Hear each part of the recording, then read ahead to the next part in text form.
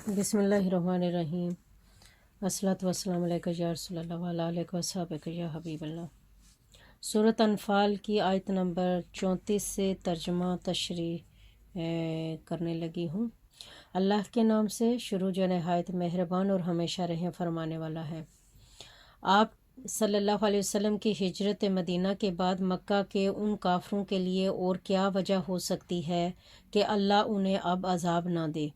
حالانکہ وہ لوگوں کو مسجد حرام یعنی کعبۃ اللہ سے روکتے ہیں اور وہ اس کے ولی یا متولی ہونے کے اہل بھی نہیں۔ اس کے اولیاء یعنی کہ دوست تو صرف پرہیزگار لوگ ہوتے ہیں، مگر ان میں سے اکثر اس حقیقت کو جانتے ہی نہیں۔ اور بیت اللہ یعنی خانہ کعبہ کے پاس ان کے نام نہاد نماز، سیٹیاں اور تالیاں بجانے کے سوا کچھ بھی نہیں ہے، سو تم عذاب کا مزہ چکھو اس وجہ سے کہ تم کفر کیا کرتے تھے۔ بے شک کافر لوگ اپنا مال دولت اس لیے خرچ کرتے ہیں کہ اس کے اثر سے وہ لوگوں کو اللہ کے دین کی راہ سے روکیں، سو ابھی وہ اسے خرچ کرتے رہیں گے، پھر یہ خرچ کرنا ان کے حق میں پچھتاوا، حسرت و ندامت بن جائے گا، پھر وہ گرفت الہی کے ذریعے مغلوب کر دیے جائیں گے، اور جن لوگوں نے کفر اپنا لیا ہے وہ دوزخ کی طرف ہانکے جائیں گے، تاکہ اللہ ناپاک کو پاکیزہ سے جدا فرما دے، اور ناپاک یعنی نجاست برے کرداروں کو ایک دوسرے کے اوپر تلے رکھ دے، پھر سب کو اکٹھا ڈھیر بنا دے، پھر اس ڈھیر کو دوزخ میں ڈال دے گا۔ یہی لوگ خسارہ اٹھانے والے ہیں۔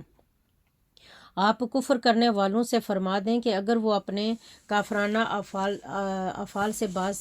آ جائیں تو ان کے وہ گناہ بخش دیے جائیں گے جو پہلے گزر چکے ہیں، اور اگر وہ پھر بھی وہی کچھ کریں تو یقیناً اگلوں کے عذاب در عذاب کا طریقہ گزر چکا ہے، ان کے ساتھ بھی وہی کچھ ہوگا۔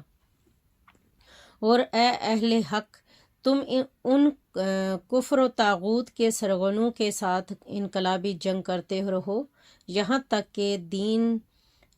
دشمنی کا کوئی فتنہ باقی نہ رہ جائے، اور سب دین یعنی کہ نظام بندگی اور زندگی اللہ ہی کا ہو جائے، پھر اگر وہ باز آ جائیں تو بے شک اللہ اس عمل کو جو وہ انجام دے رہے ہیں خوب دیکھ رہا ہے۔ اور اگر انہوں نے اطاعت حق سے روگردانی کی تو جان لو کہ بے شک اللہ ہی تمہارا مولا یعنی حمایتی ہے، وہی بہتر حمایتی اور بہتر مددگار ہے۔ اور جان لو کہ جو کچھ مال غنیمت تم نے پایا ہو تو اس کا 5واں حصہ اللہ کے لیے اور رسول صلی اللہ علیہ وسلم کے لیے اور رسول اللہ صلی اللہ علیہ وسلم کے قرابت داروں کے لیے ہے، اور یتیموں اور محتاجوں اور مسافروں کے لیے ہے، کے لیے ہے، اگر تم اللہ پر اور اس وحی پر ایمان لائے ہو جو ہم نے اپنے برگزیدہ بندے پر حق و باطل کے ساتھ فیصلے کے ساتھ دن نازل فرمائی، اور وہ دن جب میدان بدر میں مومنوں اور کافروں کے دونوں لشکر باہم مقابل ہوں گے، اور اللہ ہر چیز پر قادر ہے۔ جب تم مدینہ کی جانب وادی کے قریب کنارے پر تھے اور وہ کفار دوسری جانب دور والے کنارے پر تھے، اور تجارتی قافلہ تم سے نیچے تھا، اور اگر تم آپس میں جنگ کے لیے کوئی وعدہ کر لیتے تو ضرور اپنے وعدے سے مختلف وقتوں میں پہنچتے، لیکن اللہ نے تمہیں بغیر وعدہ ایک ہی وقت پر جمع فرما دیا۔ یہ اس لیے ہوا کہ اللہ اس کام کو پورا فرما دے جو ہو کر رہنے والا تھا، تاکہ جس شخص کو مرنا ہے وہ حجت تمام ہونے سے مرے، اور جسے جینا ہے وہ حجت تمام ہونے سے جیے، یعنی ہر کسی کے سامنے اسلام اور رسول حق صلی اللہ علیہ وآلہ وسلم کی صداقت پر حجت قائم ہو جائے، اور بے شک اللہ خوب سننے والا اور جاننے والا ہے۔ وہ واقعہ یاد دلائیے جب آپ کو اللہ نے آپ کے خواب میں ان کافروں کے لشکر کو تھوڑا کر کے دکھایا تھا، اگر اللہ آپ کو اور زیادہ کر کے دکھاتا تو اے مسلمانوں تم ہمت ہار جاتے اور تم یقیناً اس جنگ کے معاملے میں باہم جھگڑنے لگتے، لیکن اللہ نے مسلمانوں کو بزدلی اور باہمی نزاع سے بچا لیا، بے شک وہ سینوں کی چھپی باتوں کو خوب جاننے والا ہے۔ اور وہ منظر بھی انہیں یاد دلائیے جب اس نے ان کافروں کی فوج کو باہم مقابلے کے وقت بھی محض تمہاری آنکھوں میں تمہیں تھوڑا کر کے دکھایا اور تمہیں ان کی آنکھوں میں تھوڑا دکھلایا تاکہ دونوں لشکر لڑائی میں جمے رہیں۔ یہ اس لیے کہ اللہ اس بھرپور جنگ کے نتیجے میں کفار کی شکست فاش کے امر کو پورا کر دے جو عند اللہ مقرر ہو چکا تھا، اور بالآخر اللہ ہی کی طرف تمام کام لوٹائے جاتے ہیں۔ اور اے ایمان والو، جب دشمن کی کسی فوج سے تمہارا مقابلہ ہو تو ثابت قدم رہا کرو اور اللہ کو کثرت سے یاد کیا کرو تاکہ تم فلاح پا جاؤ،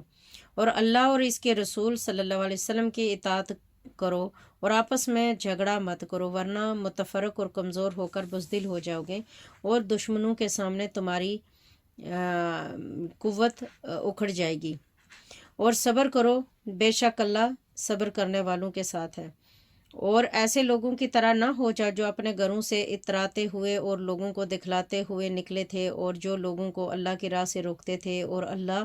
ان کاموں کو جو وہ کر رہے ہیں اپنے علم اور قدرت کے ساتھ احاطہ کیے ہوئے ہے۔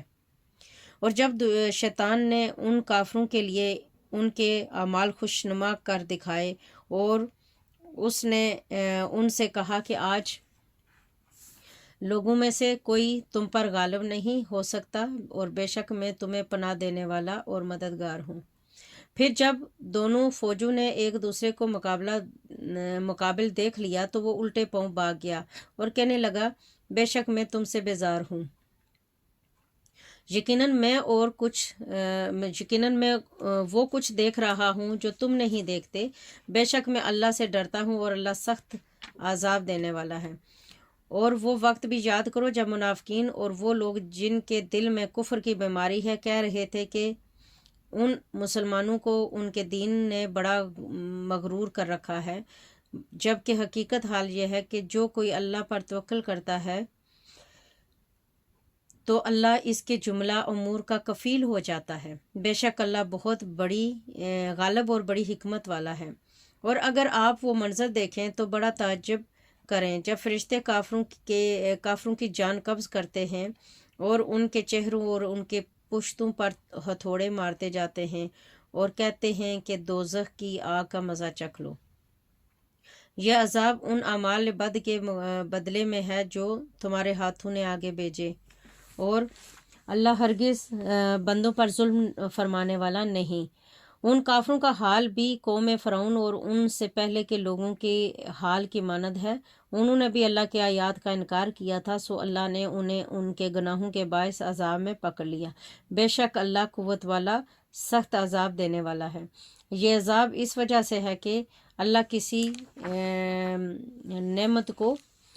ہرگز بدلنے والا نہیں جو اس نے کسی قوم پر ارزانی فرمائی ہو، یہاں تک کہ وہ لوگ از خود اپنی حالت نعمت کو بدل دے، یعنی کفران نعمت اور معصیت اور نافرمانی کے مرتکب ہوں، اور پھر ان میں احساس زیاں بھی باقی نہ رہے، تب وہ قوم ہلاکت و بربادی کی زد میں آ جاتی ہے۔ بے شک اللہ خوب سننے والا، جاننے والا ہے۔ یہ عذاب بھی قوم فرعون اور ان سے پہلے کے لوگوں کے دستور کی مانند ہے۔ انہوں نے بھی اپنے رب کی نشانیوں کو جھٹلایا تھا، سو ہم نے ان کے گناہوں کے باعث انہیں ہلاک کر ڈالا، اور ہم نے فرعون والوں کو دریا میں غرق کر دیا، اور وہ سب کے سب ظالم تھے۔ بے شک اللہ کے نزدیک سب جانوروں سے بھی بدتر وہ لوگ ہیں جنہوں نے کفر کیا پھر وہ ایمان نہیں لاتے۔ یہ وہ لوگ ہیں جن سے آپ نے بارہا عہد لیا، پھر وہ ہر بار اپنا عہد توڑ ڈالتے ہیں اور وہ اللہ سے نہیں ڈرتے۔ سو اگر آپ انہیں میدان جنگ میں پا لیں تو ان کے عبرتناک قتل کے ذریعے ان کے پچھلوں کو بھی بھگا دیں تاکہ انہیں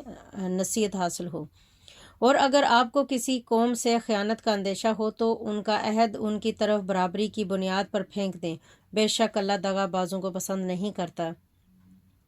اور کافر لوگ یہ گمان میں ہرگز نہ رہیں کہ وہ بچ کر نکل جائیں گے، بے شک وہ ہمیں عاجز نہیں کر سکتے۔ اور اے مسلمانوں،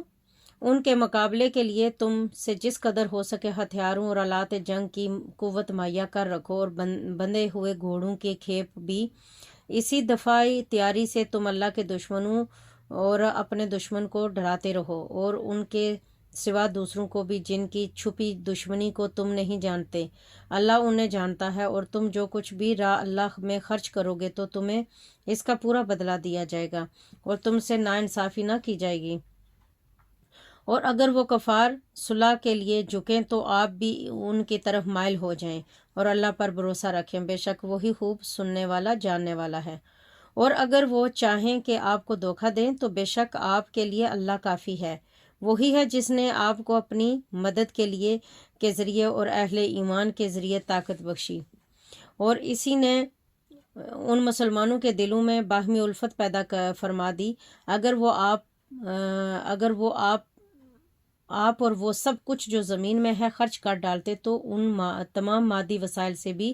آپ ان کی دلوں میں یہ الفت پیدا نہ کر سکتے، لیکن اللہ نے ان کے درمیان ایک روحانی رشتے سے محبت پیدا فرما دی ہے،